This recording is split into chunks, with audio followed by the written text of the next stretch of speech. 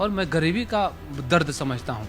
जो गरीबी में इंसान कैसे जीता है, यह अनुभव पप्पू पांडे को है। और भगवान से मैं यही विनती करता हूँ, भगवान इस धरती पे जन्म जरूर देना, लेकिन गरीबी में मत देना।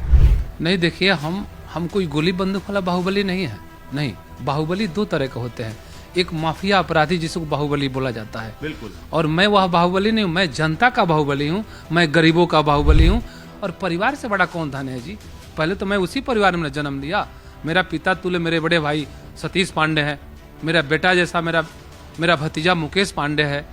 तो परिवार से बड़ा कौन धन होता है? ये तो 5 साल पे बदल जाती है सत्ता, वो चाहे केंद्र का हो और चाहे आप पंचायत का हो, ये तो हमेशा 5 साल पे बदल जाती है। लेकिन लड़का तो नहीं मिलेगा ना। तो मुझे विधायकी से कोई परवाह नहीं था। पहले मैंने हनुमान जी का व्रत करता हूँ 25 साल से। मैं हनुमान जी से एक ही बात बोला, हनुमान जी मैं आपका 25 साल से व्रत करता हूँ, और कभी आपसे मैंने धन मांगा और ना कभी कोई पद मांगा। कभी हम भगवान का पूजा करते हैं तो हम कोई पद और पैसा नहीं मांगते हैं, बस यही कहते हैं कि पूरे सबको सुरक्षित रखिए, सब पर अपना आशीर्वाद बनाए रखिए। तो मैंने हनुमान जी से कहा कि हनुमान जी मेरा पूरा लाइफ ले लीजिए, सब कुछ ले लीजिए, विधायकी धन दौलत, लेकिन लड़के को वापस कर दीजिए। तो उन्होंने वापस कर दिया। अभी तो राजनीति में हम पैर बढ़ाए हैं, अभी आगे देखते रहे ना क्या क्या। 2005 तक मैं 32 बार जेल गया। एक बार मुख्यमंत्री से कह दे कि हमको मंत्री बना दीजिए, एक बार बोले हैं। ऐसा थोड़ा है कि कोई मंत्री बनता है तो बैकुंठ जाता है, नहीं। 5 साल में हो जाएगी, पूरे देश की गरीबी खत्म हो जाएगी। अगर एक पप्पू पांडे का सोच का पूरे भारत में अगर नेता बन जाए तो हमारा कहीं कोई गरीब रह ही नहीं जाएगा। आपके सिर पर हाथ रखकर देने वाली दुआ आपको ज्यादा पसंद आती है, एक करोड़पति का कोई जो है महंगा गिफ्ट लेकर के जब आपके पास आता और कहता है नेताजी नमस्कार? मैंने आज तक कभी गिफ्ट किसी का नहीं लिया। पप्पू पांडे ने कभी आज तक लेने का काम नहीं किया। राजनीति में जनसेवा अपने आप में एक पैमाना होता है, लेकिन जनसेवा अगर राजनीति के लिए हो तो शायद वो सामाजिकता का पैमाना नहीं हो सकती। आज हम आपको एक ऐसे जनसेवक से मिलाने जा रहे हैं जो जनसेवा राजनीति के लिए नहीं बल्कि अपने आत्मिक सुकून के लिए करता है। और वो शख्स 6 बार से विधायक है, और विधायक सिर्फ इसलिए है क्योंकि जनता उन्हें बेपनाह प्यार करती है। एक ऐसा शख्स जो शायद आधी रात में भी किसी के लिए मददगार होता है, और आंख बंद करके वहां की जो जनता है वो उसे अपने बेटे की तरह मानती है, अपने जनसेवक की तरह पूछती है। अब इतनी सारी बातें करने के बाद उसका लब्बो-लबाब सिर्फ ये है कि आप अंदाजा लगाइए मैं इस वक्त कहां हूं। तो आपको बता देता हूं, मैं इस वक्त कुचायकोट में हूं। कुचायकोट बिहार में गोपालगंज की एक ऐसी विधानसभा है जहां से अमरेंद्र पांडे उर्फ पप्पू पांडे 6 बार से विधायक हैं, 6वीं बार जीते हैं। पहले सीधे उन्हीं से चलते हैं। पहली बात तो आपको 6वीं बार जीत के लिए बहुत बहुत बधाई, लेकिन ये जीत इस मायने में जरूरी है कि जीत एक बार फिर से जनता ने आपको जिताया है। जी, बहुत बहुत धन्यवाद आपको। और जहां तक आप कुचायकोट की जनता की बात करते हैं, तो कुचायकोट की जनता हमारे लिए भगवान स्वरूप है। मैं उनके अंदर मैं ईश्वर का रूप देखता हूं, और वह मुझे अपने बेटा की तरह लोग मानते हैं, भाई की तरह मानते हैं। और मेरा भी घर कुचायकोट में ही पड़ता है। मेरे पिताजी वहाँ नवरसे पर रहे हैं, और वहाँ से हम लोग फिर यहाँ हथुआ में एक तुलसिया गांव है जहाँ पिताजी का नवरसा मिला था, और आज हम लोग उस नवरसे के ज़मीन पे हैं। लेकिन दिल तो हमेशा कुचायकोट के लिए धड़कता है 24 घंटा। आखिर ऐसा क्या है कुचायकोट में? क्योंकि 1 बार 2 बार 3 बार आप उन्हीं लोगों से मिलते हैं, उन्हीं लोगों की सुनते हैं। हम लोग लगातार देखते हैं कि जो भी आता है वो आपसे ऐसे लड़ता है जैसे अपने परिवार के किसी सदस्य से लड़ रहा हो, और आपसे वो सब काम कराता, और आप भी विनम्रता के साथ। बड़े बड़े लोग चक्कर लगाते रहते हैं, लेकिन गरीब गुरबा आपके साथ बिना किसी बेधड़क होकर आपसे आके मिलता। आखिर इतनी इजाजत उन्हें क्यों है? कारण है कि मैं भी एक किसान का बेटा हूँ, मैं किसी राजा महाराजा का बेटा नहीं हूँ। और एक चीज जान लीजिए, गरीब का बेटा हमेशा राजा बनता है, लेकिन राजा का बेटा कभी राजा नहीं बनता है। वो राजा बन ही नहीं सकता है। और मैं गरीब का बेटा हूँ, मेरे पिताजी किसान थे, और मैं गरीबी का दर्द समझता हूँ। जो गरीबी में इंसान कैसे जीता है, यह अनुभव पप्पू पांडे को है। और भगवान से मैं यही विनती करता हूँ, भगवान इस धरती पे जन्म जरूर देना, लेकिन गरीबी में मत देना। इसलिए कि इससे बड़ा पाप दुनिया में कुछ है ही नहीं, उसको कोई पूछता ही नहीं है। और मैं जब उसे देखता हूँ, मैं जब गरीब को देखता हूँ तो लगता है कि मेरे दरवाजे पे भगवान का कोई दूसरा रूप आया है, और मैं ईश्वर समझ करके उसको पूजा करता हूँ और उसको सम्मान देने का काम करता हूँ। कभी राजा विक्रमादित्य का दरबार सबको मालूम है। विक्रमादित्य ने अपने दरवाजे के बाहर एक घंटा लगाया था। कहते थे वो घंटा आधी रात में भी कोई फरियादी जगाता था, विक्रमादित्य आकर उनकी फरियाद सुनते थे। वो दौर तो हमने सिर्फ किताबों या फिर धर्मशास्त्रों में सुना, लेकिन एक दौर आपका देखा है कि अगर आधी रात में भी कोई आया तो आप उसकी मदद के लिए तत्पर रहते हैं। जो है ये दर्द, चुनाव खत्म हो जाता है, नेता भूल जाते हैं, आप तो चुनाव से आपको कोई मतलब ही नहीं, लोग आते हैं, आप उसकी मदद करते हैं। किस उम्मीद के साथ? क्योंकि विपक्षी भी वोट पाता है, ऐसा नहीं विपक्षी, वही लोग जिनकी आप मदद करते हैं, उन्हीं में से बहुत सारे ऐसे लोग होंगे जो विपक्षियों को वोट भी देते हैं। तो पैमाना दिमाग में आपके कभी लगता नहीं कि यार इसने तो मुझे वोट नहीं दिया होगा, इसको क्यों करना? नहीं, ये सब तो हम सोचते ही नहीं है। वो मेरे दरवाजे से कोई आएगा तो यहाँ से खाली नहीं जाएगा, चाहे कितना ही बड़ा समस्या लेकर के आएगा, अगर मुझसे हल होने वाला है तो मैं तुरंत उसका निष्पादन करने का काम करता हूँ। और रही बात, लोग कहते हैं कि 12 बजे रात को भी अगर जरूरत पड़ेगी तो मैं आपके लिए खड़ा रहता हूँ। लोग कहते हैं और मैं भी कहता हूँ, लेकिन लोग केवल कहते हैं और मैं करके दिखाता हूँ। और जहाँ तक आने की बात है कि 12 बजे रात को मेरी जनता यहाँ आएगी, उसका अगर मुझे पता लग जाएगा, केवल एक मैसेज खबर मिलेगा तो उसका निदान मैं वहीं करवा देता हूँ, उसको यहाँ आने की आवश्यकता भी नहीं पड़ती है। आप अपने आप में देखिए, लोग सरकार रुतबे की वजह से होता है, बाहुबली बाहुबली आपके साथ बार बार जुड़ता है, लेकिन मुझे लगता नहीं एक बाहुबली जो डर से अपना बाहुबल दिखाता है, अपना औरा कायम करता है। लेकिन जिस तरीके से आपका औरा है वो तो लोगों के दिलों में आप राज करते हैं, तो सही मायने में तो जनप्रियता के पैमाने पर आप बाहुबली हैं। नहीं, देखिए, हम कोई गोली बंदूक वाला बाहुबली नहीं है। नहीं, बाहुबली दो तरह के होते हैं। एक माफिया अपराधी जिसको बाहुबली बोला जाता है, बिल्कुल, और मैं वह बाहुबली नहीं हूँ। मैं जनता का बाहुबली हूँ, मैं गरीबों का बाहुबली हूँ। 24 घंटा उसके लिए खड़ा रहता हूँ। मैं यही जानता हूँ कि 24 घंटा खड़ा रहना ही बाहुबली का काम होता है, मेरे अंदर जो सोच है। हमने पूरा चुनाव देखा, आपने कोई ऐसी बात नहीं कही। बहुत सारे नेता रटा रटाया अपना बयान पढ़ते हैं, वो सुनाते हैं मैं तुम्हारे लिए ये करूंगा, तुम्हारे लिए ये करूंगा, चुनाव खत्म, वो सब कुछ खत्म। आपका गिना चुना एक ही वाक्य था कि मैं आपका बेटा हूं और आप मुझे अगर चाहते हो तो आप जिता देना, अगर मुझसे बेहतर काम करने वाला कोई मिल जाए तो उसको भी जिता देना। इतनी साफ गोई, इतना विश्वास कैसे? नहीं, वो जनता भी मुझ पर बहुत विश्वास करती है और मैं भी उसके ऊपर बहुत विश्वास करता हूँ। इसलिए हम लोग का दोनों आदमी का रिलेशन बहुत टाइट है। इसमें बीच में लोग आते हैं, मान ली पार्टियां हैं तो भाई कोई ना कोई तो लड़ेगा, कुछ पार्टी का वोट होता है, कुछ मान ली इधर उधर लोग भटका के भी वोट लेने का काम करते हैं, लेकिन वह जनता वोट के साथ साथ मुझे आशीर्वाद भी देने का काम करती है, और 6वीं बार आशीर्वाद दिया है। और आज हम 62 दिन पर, 30 दिन का 1 महीना होता है, मैं चुनाव जीतने के बाद आज मैं केवल अपने पेट्रोल पंप पे आज अपनी जनता से मिला हूँ, और मैं यही जानता हूँ कि सेवा करना है, क्षेत्र का विकास करना है। और रही बात कुचायकोट की, तो केवल कुचायकोट तक ये पप्पू पांडे सीमित नहीं है। अगर कहीं का कोई आता है तो मैं पहले समस्या पूछता हूँ, इसके बाद उसका घर और नाम पूछता हूँ और समस्या का निदान करता हूँ। और मेरी इच्छा है कि मैं सबका सेवा करूँ, हर धर्म को लेकर चलने का काम करूँ, बस मैं यही जानता हूं। अच्छा, राजनीति में आप बहुत लंबे समय से, राजनीति स्वार्थ की बुनियाद पर खड़ी होती है, इस उम्मीद के साथ कि आज मैं तुम्हारे साथ खड़ा हूंगा, कल तुम मुझे वोट दोगे, मेरा समर्थन करोगे या फिर किसी तरह से मेरी मदद करोगे। क्या आपकी महत्वाकांक्षा क्या है? आपका अपना मुस्तकबिल कहां तक है? क्या सोच के रखें, मुझे कहां तक जाना है? मुझे देखिए, सोच तो ऐसे मैं कुछ बहुत नहीं सोचता हूं, लेकिन मैं यही जानता हूं कि गरीब का सेवा करना है, वो चाहे कुचायकोट का हो और चाहे पूरे भारत का हो। गरीब का सेवा करना है, ना उसमें कोई मजहब है, ना कोई धर्म है, ना कोई जातियां हैं। गरीब एक अलग जातियां होती है जिसको कोई नहीं पूछता है। इसलिए मैं यही जानता हूं कि राजनीति आएगा जाएगा, विधायकी आएगी जाएगी, सबसे बड़ा चीज सेवा है, और मैं सेवा भावना से अपने जनता का सेवा करता हूं। चाहे कोई का भी जनता आती है, मैं उसका सेवा और सम्मान करने का काम करता हूं। इस चुनाव से पहले आपकी जनसेवक की इमेज के बारे में बहुत सारे लोगों ने सुना, लेकिन इस चुनाव के दौरान एक ऐसी तस्वीर सामने आई जिसने भी सुना वो आपका मुरीद हो गया।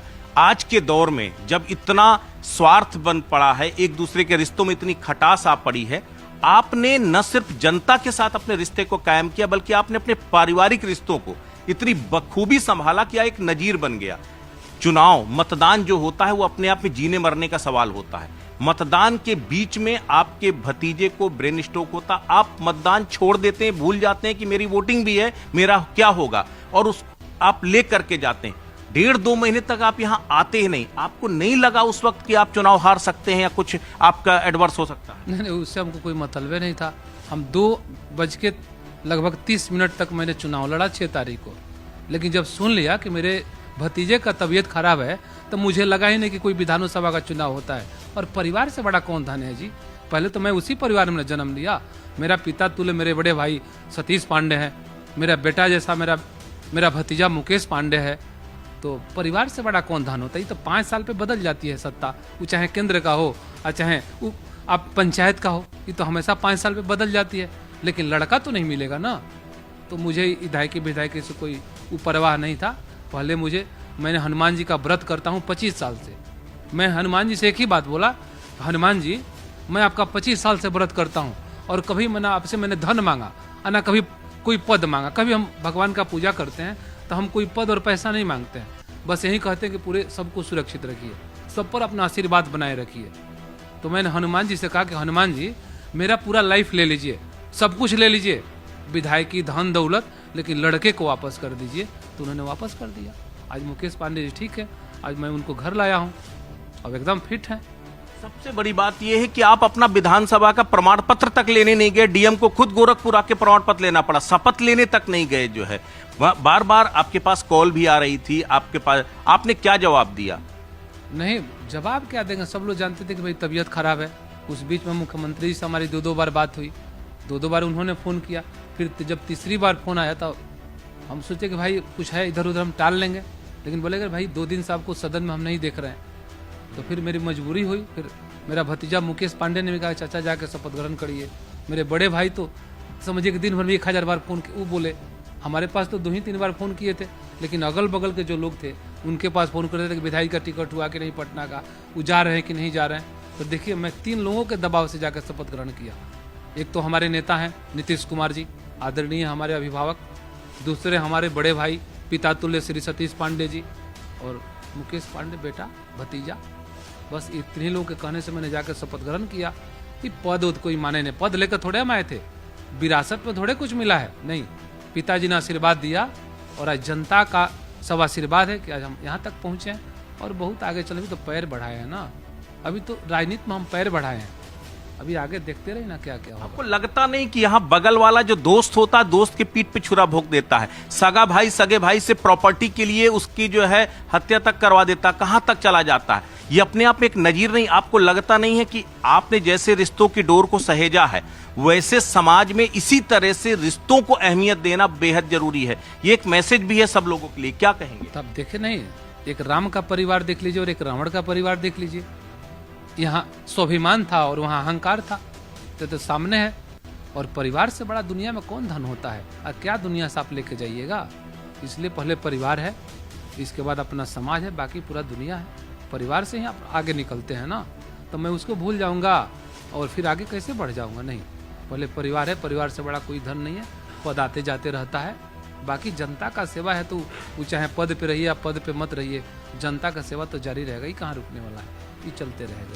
ये अपने एक तस्वीर और देखने को मिली, मतलब आप सोचिए, माता की भक्ति हर कोई करता है। थावे वाली माता के जो है श्रृंगार चोरी हो गया। श्रृंगार चोरी होने के बाद 2 दिनों तक माता का जो श्रृंगार था वो अधूरा था, जो है कोई आगे नहीं आया। आप आगे आए, आपने आकर के कहा माता का श्रृंगार हम चढ़ाएंगे और हम जो है माता का श्रृंगार करेंगे, और उसके बाद चोर भी पकड़ा गया। आपने दावा किया था 24 घंटे में चोर पकड़ा जाएगा, जो है करोड़ों रुपए। बात पैसे की नहीं है, बात उस भावना की है जो माता रानी को आपने भावना की। तो एक तरफ परिवार, दूसरी तरफ आध्यात्मिकता, तीसरी तरफ जनता की सेवा, कितने रूप है आपके। सब मैया का कृपा है। देखिए हमें थोड़े जानते थे कि मैया का ऐसे चुरा के चुरा लेगा सब और हम ही को श्रृंगार करना होगा। नहीं, मेरे दिमाग में एक 17 तारीख को चोरी हुआ। 18 तारीख को मैं अपने लड़के को निकालने के लिए मैदानता से 2 बजे रात तक व्यस्त रहा, लेकिन 18 को मैं न्यूज में देख लिया था कि वहाँ लोग नेताजी लोग जा रहे हैं, अपने लोग समझ बता रहे हैं कि चोर पकड़ा जाएगा, चोर को फांसी होगा, लेकिन किसी का दिमाग तो वहाँ नहीं जा रहा था कि नहीं हमारी मैया अधूरा है, 2 दिन से 24 घंटे से अधूरा है, तो कम से कम एक दस्ती तो उड़ा देंगे। लोग राजनीति की बात करते थे, केवल उन लोगों को राजनीति चाहिए, लेकिन पप्पू पांडे को भक्ति और सेवा चाहिए। और माँ ने मुझे आवाज दिया, मैंने आकर के अरे हम क्या किया, सब उन्हीं का आदेश है, मैया का आदेश से सब हुआ है। और मैंने आके 22 तारीख को श्रृंगार करने का काम किया। तो मैये से ना पूरा, वो तो जगत जननी है ना, उनके बदौलत दुनिया में कोई काम नहीं हो सकता है। अच्छा, एक दौर था, इस अगर बिहार की बात करें तो 90 का दशक वो दौर था जिसमें बार बार जंगल राज का जिक्र होता था जो है। आज वो दौर है, मतलब एक वक्त था जब शाम को निकलने से पहले आदमी 100 बार सोचता था।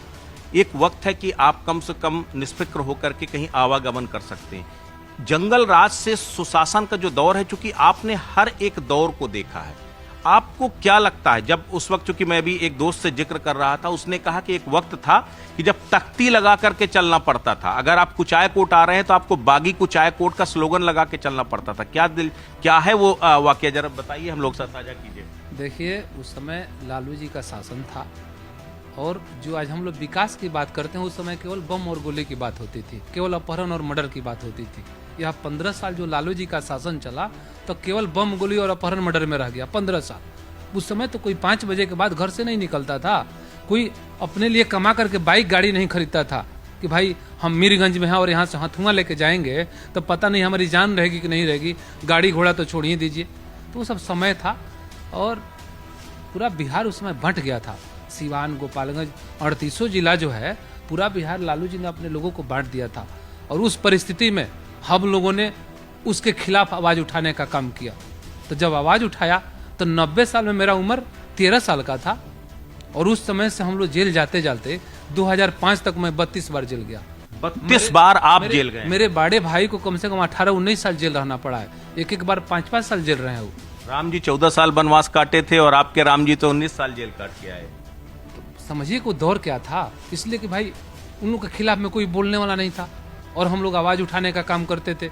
गरीबों के साथ जो अत्याचार होता था, उस समय भी हम लोग कुछ नहीं था, लेकिन अपना शरीर लेकर के हम लोग गरीबों का रक्षा करने के लिए 24 घंटा हम लोग खड़े रहते थे। बाहुबली का तमगा कैसे मिला? आपके पूरे परिवार को बाहुबली का तमगा मिला। बाहुबली हैं, मतलब खौफ में, जो विरोधी खौफ में रहे, जनता तो मुझे खौफ में नहीं दिखाई दी, आज तक नहीं दिखाई दी, लेकिन मुझे लगता है विरोधी ज्यादा खौफ में रहते हैं। जो ज्यादा पैरासूट कैंडिडेट होते हैं या वीवीआईपी होते हैं, वो ज्यादा खौफ में नजर आते हैं। देखिए, वो पहले भी रहते थे और आज भी और भविष्य में भी रहेंगे, लेकिन उन लोग का जो सोच है और जो नजरिया है वो गड़बड़ है, और हम लोग सीधे आदमी हैं। अगर आपके साथ प्रेम है तो है, और नहीं है तो नहीं है। तो अभी भी विरोधी तो भाई छोड़ने वाला थोड़े, तो भगवान का भी विरोधी था, तो हम लोग का भी विरोधी है, वो हमेशा रहेगा। उन लोगों का विरोध करने से कोई अंतर पड़ने वाला नहीं है। मैं जनता का सेवक हूँ और हमेशा जनता के बीच में सेवा करते रहूँगा। सबसे बड़ी बात है, समय बदल गया, बहुत सारी चीजें बदल गई, सरकार की तमाम योजनाएं आ गई, तमाम वेलफेयर फंड्स आपके लंबे समय से आप लोगों की सरकारें भी हैं। बावजूद इसके पप्पू पांडे को आगे आना पड़ता अपने क्षेत्र की जनता के लिए। कहते हैं कि जो भूमिहीन है उनको भूमि हम देंगे, उनका घर बना करके हम देंगे। वजह क्या है भाई? सरकार में भी आप हैं, 20 सालों से आप ही का मुख्यमंत्री है, आप ही की सरकार है, जो है किसी न किसी रूप में आप सरकार में रहे, फिर भी आपको खुद आगे आकर के फ्रंट में आकर के कहना पड़ता कि नहीं, जमीन हम देंगे, मकान हम बनवाएंगे, आप लोगों की रक्षा हम करेंगे। देखिए, वो हमारी श्रद्धा है, ऐसी नहीं कि सरकार उन लोगों को वंचित किया है, नहीं, हमारी श्रद्धा है। मैं यही जानता हूँ कि कमाना है और गरीबों में बांटना है, मंदिर मस्जिद बनवाना है। मैं यही जानता हूँ कि देवी देवता का सेवा करना है। ऐसा नहीं है कि उन भूमिहीनों को जमीन सरकार नहीं देगी, लेकिन मैं अपने तरह से भी देता हूँ। और रही बात कुचाय कोट की, तो केवल कुचाय कोट तक मैं सीमित नहीं हूँ। मेरे अगल बगल भी विधानसभाएं, हथुआ हुआ, गोपालगंज हुआ, या कोई भी विधानसभा हुआ, मेरे पास कहीं का भी कोई आता है तो मैं जितना हमसे बनता है मैं उसको हेल्प करने का काम करता हूँ, सहयोग करने का काम करता हूँ। आपको लगता नहीं आपका दायरा बहुत सीमित है? कुचाय कोट हो बहुत ज्यादा हो गया, गोपालगंज हो गया, आसपास के और जिले हो गए। जो आपकी सोच है, जो आपकी अपनी भावना है, आपको लगता नहीं कि उसको विस्तार मिलना चाहिए? कम से कम पूरे बिहार की सेवा करने का आपको अवसर मिलना चाहिए। देखिए, हर चीज का समय होता है, समय से पहले और भाग्य से ज्यादा इंसान को ना मिला है ना मिल सकता। इतना 30 साल का समय हो गया, अब तो फल मिलने की बारी आनी चाहिए। तो भगवान को आपने बोले, भगवान होकर के 14 साल उन्होंने वनवास काटा, तभी 30 साल न हुए, क्या दिक्कत है? 2-4 साल और रहेंगे, फिर चलिए आगे बढ़ा जाएगा। आगे मौका मिलता है तो जनता की सेवा के लिए पप्पू पांडे किस, मतलब क्या सोच लेकर के चल रहे कि चलो कुचाय कोट से आगे भी है, अगर मौका मिलता है तो आगे जो है चीजों को, कुछ विजन है, कुछ उसको लेकर चलेंगे? देखिए, विजन है लेकिन हम बता नहीं सकते हैं। कुछ विजन तो है लेकिन बता नहीं सकते। लेकिन उस विजन में भी केवल हमारा विजन यही है कि हर धर्म को मानना है और गरीब को मानना है, यही मेरा विजन है। अच्छा, सबसे बड़ी बात यह है कि मैंने बहुत राजनेता अपने लंबे करियर में बहुत सारे राजनेताओं से बातचीत किया। बहुत सारे राजनेताओं ने अपने अपने क्षेत्र को चमकाने का काम किया, या फिर जब वो उनको पद मिल गया तो वो अपने क्षेत्र को ही भूल करके चले गए। वो बहुत दूर मत जाइए, लालू जी का भी क्षेत्र चूंकि आपका यहीं पर है, उनका पैतृक घर। अभी चुनाव के समय हम लोग उनके घर पर जाकर हम लोगों ने देखा था, उस इलाके को देखा था, बेहद बदहाल और पिछड़ा नजर आता था जो है। क्या अगर आगे पप्पू पांडे जाते हैं तब भी कुचायकोट उनकी प्राथमिकता में रहेगी? अरे तो हमारा घर में है तो उसको कैसे छोड़ देंगे? वो तो घर में है ना। वो चाहे हम सांसद बन जाए, मंत्री बन जाए, कुछ भी बन जाए, तो अपना परिवार को इसे कैसे कोई छोड़ देगा? वो जैसे मैं मुकेश पांडे को जानता हूँ, अपने बड़े भाई सतीश पांडे को जानता हूँ, उस तरह मैं अपने कुचायकोट की जनता को जानता हूँ। वैसा ही मेरा भी वही मेरा परिवार है। तो परिवार को थोड़े कोई भूल जाएगा। वो चाहे आप सांसद बन जाइए, चाहे दिल्ली चले जाइए, चाहे बॉम्बे चले जाइए, तो वो हमारा परिवार है ना कुचायकोट। अच्छा, उसे नहीं ईमानदारी से बताइएगा, दिल पे हाथ रख करके। बहुत सारे से अभी सरकार बनी, मान लीजिए आपकी सरकार आ गई, अभी भी मंत्री पद बहुत सारे खाली हैं, बहुत सारे लोग गुड़ा भाग लगाते हैं, जाति समीकरण साधते हैं, कहीं अलग अलग दरवाजों में चौखट देते हैं। कभी किसी दरवाजे को खटखटाया क्या आपने? कभी नहीं, आज तक नहीं। एक बार मुख्यमंत्री से कह दे कि हमको मंत्री बना दीजिए, एक बार बोले हैं। 25 साल हो गया विधायक रहते हुए, मैंने एक बार उनसे कहा था। उसके बाद हम इसके चक्करे में नहीं रहते हैं। जब मंत्री बनना है कि नहीं बनना है, सब भगवान है, सब मैया है, जो होगा सो होगा। अपना सेवा करना है, सेवा करते रहना। ऐसा थोड़ा है कि कोई मंत्री बनता है तो बैकुंठ जाता है, नहीं, वो भी बैकुंठ नहीं जाएगा। कर्म से इंसान बैकुंठ जाता है, और सबसे बड़ा पूंजी आपका कर्म है, पद नहीं है। पद कोई माने रखता है, आपका पद कोई माने नहीं रखता, आपका कर्म माने रखता है। हम कर्म अगर अच्छे कर रहे हैं, किसी पद पे नहीं है तो सबसे बड़े हम ही हैं। हम सबसे बड़े पद पे हैं, अगर हमारा कर्म गड़बड़ है तो पद का कोई वैल्यू नहीं है, आप बने रहे उस पद पे। धर्म कोई भी हो, हर एक धर्म में एक बात कही जाती है। कहते हैं कि इस्लाम में कहते हैं भाई आपको जकात देना होगा, मतलब जितना कमाते हो उसका एक हिस्सा धर्मार्थ में खर्च करना होगा। सनातन परंपराओं में कहते हैं कि जो भी आप कमा रहे हो उसको दान पुण्य में आप खर्च करो। मैं आपका लगातार सुनता हूं और देखता हूं, आप कहते हैं कि यार आज मैंने इतना कमाया, अगर मैं इतना कमाया, अगर इतना दान भी कर दूंगा तो कम क्या हो जाएगा जो है। ये इतना बड़ा दिल या इतनी फीलिंग्स, क्या आपको लगता नहीं कि हर किसी को लेकर के अगर इतनी सोच सब बना ले तो गरीबी खत्म हो जाएगी? एकदम खत्म हो जाएगी, 5 साल में हो जाएगी। पूरे देश की गरीबी खत्म हो जाएगी। अगर एक पप्पू पांडे का सोच का पूरे भारत में अगर नेता बन जाए तो हमारा कहीं कोई गरीब रह ही नहीं जाएगा। अरे यार, जहां तक आप गिनने की बात करते हैं, धन दौलत की बात करते हैं, तो मैं अपने जेब से निकाल के कभी किसी को गिन के पैसा नहीं दिया। अगर मेरे पास जेब में जो ही रुपया है, 10 रुपया हो या 10,000 हो, अगर कोई एक ही व्यक्ति हमारे सामने हाथ फैलाता है तो मैं जेब में लगाता हूं और जेब को उलाट के उसके हाथ पे रख देता हूं। गिनने की जरूरत नहीं है। ये सोचते नहीं कि आगे क्या होगा? कुछ नहीं सोचते हैं, या कहीं ये बेवकूफ बना के ले जा रहा हम है। नहीं, बेवकूफ हमको क्या बनाएगा? वो हमको वो खुद बन जाएगा। वो उसको भगवान बना देंगे ना, उसको भगवान बनाएंगे हम। तो उसको उसका सही दुख दर्द समझ के उसकी मदद कर रहे हैं। अगर वो गलत अगर उसको कर रहा है तो फिर तो और उससे नीचे जाएगा, वो इसे और नीचे जाएगा। मैं गिनता नहीं हूँ। मेरे पास जो फरियादी आता है, जिस काम के लिए आता है, अगर मैं पैसे मांग दिया, विधायक जी हमको 1 लाख चाहिए, तो हम गिनेंगे ना, 1.5 लाख बगली में बाकी 50,000 बा ले लो भाई, और फिर हुई तो तरह के दिन रहता है तो बांटते हैं, नहीं रहता तो घर में लुकाए रहते हैं। क्या करेंगे? मैंने देखा है कि जनता दरबार लोग लगाते हैं, मुख्यमंत्री से लेकर बड़े बड़े मंत्री तक जनता दरबार लगाते हैं। आपके यहाँ तो वो दरबार ऐसा है कि वो खत्म ही नहीं होता, खुला ही रहता है। मतलब दिन भर लोग आते रहते हैं, और वो ना वो उनका आना थमता है, ना आपका देना थमता है, या ना आपका उनके लिए सुनना थमता है जो है। भाई इतनी एनर्जी केवल उनको देख देख करके आती है, या कुछ और विजन और कुछ और मिशन भी है? नहीं, एनर्जी तो उन्हीं लोगों से आती है, और भगवान का कृपा भी इसमें है। ईश्वर का कृपा है, हनुमान जी का कृपा है। तो इंसान अगर एक दिन में अगर 10 लोगों से 20 लोगों से बतियाएगा, अगर आपके यहाँ 5 गो रिश्तेदार आएंगे तो आप थक जाइएगा। हमारे पास 25,000 लोग आएंगे तो हम नहीं थकेंगे, हम सबसे बात कर लेंगे। आप किसी से भी पूछिएगा 25,000 लोगों में कि विधायक से आपकी बात हुई कि नहीं, तो सब लोग एक सुर में बोलेंगे नहीं, हमको भी बात हो गया, हमको भी बात हो गया। ऐसा नहीं कि यहाँ 500 लोग आएंगे, हम 2 आदमी से बतिया के बाकी लोगों को छोड़ देंगे। नहीं, व्यक्तिगत हम सबसे बात कर लेते हैं।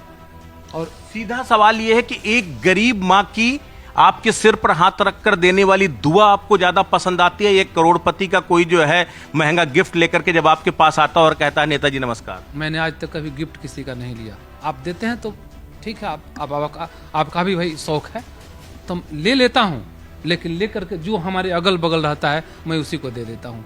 वो चाहे हमको आप हीरा का अंगूठी दे दीजिए, चाहे तंबा का अंगूठी दीजिए। पप्पू पांडे ने अभी कभी आज तक लेने का काम नहीं किया, हमेशा देने का काम करता है। इसका रास्ता कहाँ से है पैसा कमाने का, बस केवल उसी जगह से पैसा कमाएगा। बाकी न इसको कोई खरीदा है और न कोई खरीद सकता है। पूरे भविष्य में दुनिया का कोई दौलत और पद नहीं है जो पप्पू पांडे को खरीद ले। अगर ये बिकेगा तो प्यार में बिक सकता है, गरीबी में बिक सकता है, बाकी दौलत और पद से नहीं बिक सकता है। कई बार मैंने आपकी आंखों में वो आंसू भी देखे हैं, एक गरीब परिवार के लिए उसका वो दर्द देखा है, उस दर्द को महसूस करके उसके लिए काम करने का जो है वो जज्बा देखा। आप कहते हो ये लो, जाओ जाके अपना काम कर लो, लेकिन एक बहुत सीमित दायरा है भाई, आप कितने लोगों की मदद करेंगे? और सबसे बड़ी बात है, क्या वो बाकी लोग अभागे हैं क्या, जो आपका सानिध्य नहीं पा रहे हैं या आपके पास तक नहीं पहुंच पा रहे हैं? लोगों को कम्प्लेक्स तो होता होगा। तो आपको कुछ लगता कि कोई ऐसा मंच, कोई ऐसा मतलब आपके लिए मुस्तकबिल हो जिससे आप सबके लिए भला कर सकें? देखिए, हम तो सोचते हैं कि मैं सबका भला करूं। अब रही बात कि उसका भी भाग्य होता है, कर्म से बड़ा भाग्य भी होता है। कर्म तो हर लोग करते हैं, लेकिन जब तक आपके भाग्य में नहीं होगा तो हमारे देने से आप कभी राजा नहीं बन सकते हैं, या हमारे देने से कभी आप आगे नहीं बढ़ सकते हैं। इसमें आपकी भाग्य लास्ट में जाके भाग्य पर डिपेंड हो जाता है इंसान। कर्म तो सब लोग करते हैं और हम भी कर्म करते हैं। और रही बात, देखिए, हम यही जानते हैं कि हमारे पास अगर 500 लोग आया है तो मैं 500 लोगों का जो उसका समस्या उसका निदान कर दूं, कोई यहाँ से खाली नहीं जाए।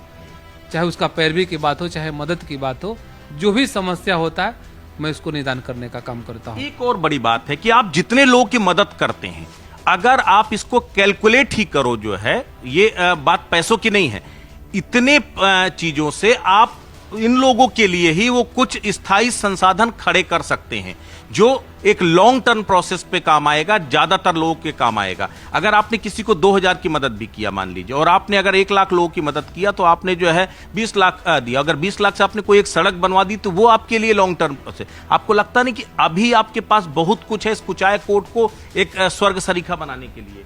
बनेगा, कुचाय कोट बनेगा, समय आने दीजिए, और गरीबी भी दूर होगा कुचाय कोट का। वो सब देखिए, हर चीज का समय है। मैं भी गरीब का बेटा था, मैं थोड़े जानता था कि मुझे विधायक बनना है, नहीं। मैं थोड़े जानता था कि इस बड़ा बिल्डिंग में रहना है। हम तो एक मड़ई में पैदा हुए थे, और मड़ई तो हमको लगता है कि 95-96 तक हम लोग का मड़ई का ही घर था। तो हर चीज़ का समय होता है और अपनी सोच होती है। जैसा आपका सोच होगा वैसा ही आपका प्रोग्रेस होगा। तो गरीबी है, कुछ भी इंसान से हर चीज़ संभव है। आज जाइए ना, जो भी अगल बगल के जो देश हैं, तो आज अमीर नहीं है, वहाँ कहाँ कोई गरीबी है।